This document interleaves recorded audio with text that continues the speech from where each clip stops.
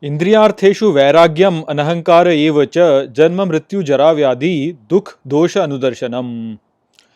Hello friends, this is the 8th shlok of the 13th chapter of Bhagavad Gita, and today we will understand this shlok in detail. So let's first go over its meaning. So the shlok says, Indriyartheshu vairagyam, which means dispassion in the senses.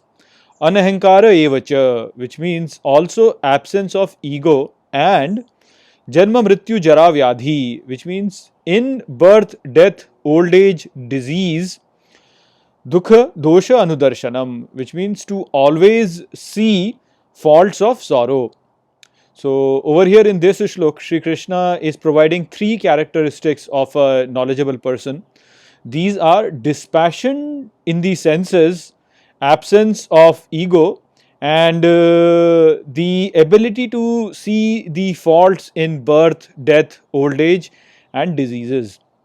So, attachment to the senses actually lead to ignorance, because if the senses are pleasurable, then attachment to them leads to the rise of lust and anger.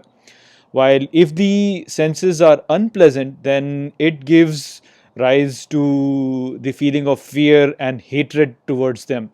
So, in both the cases, they basically cloud the understanding of a person, and so his judgment becomes faulty, and this faulty judgment then leads to the downfall of the person. So the wise understand this, and therefore they always remain dispassionate towards their senses. They always know that attachment to the senses will lead to our downfall. It will lead to the rise of lust, anger, and things like that, and so they always stay away from it.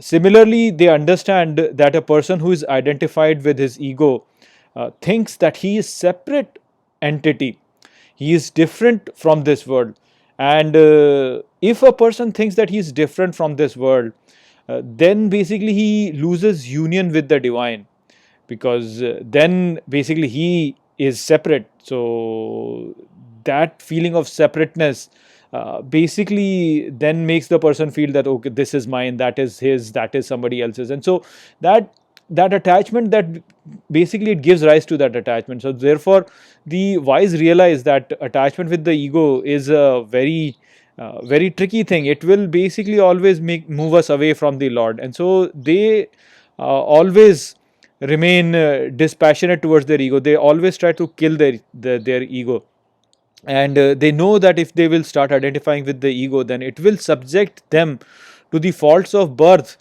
death, old age, and disease, because ego is not permanent. It is something which arises and then it is destroyed. It basically has a birth and it has a death, and then of course it has associated old age and diseases with it. So they realize all these follies, and so they always strive to destroy the ego, and by destroying the ego they situate themselves in their original Satchidananda nature and enjoy its bliss.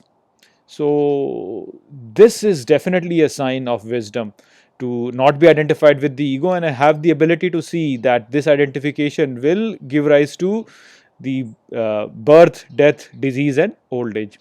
So that was the message of this shlok. I hope that I have explained this shlok well to you. With that, I'll close this video. I'll see you in the next video. Take care.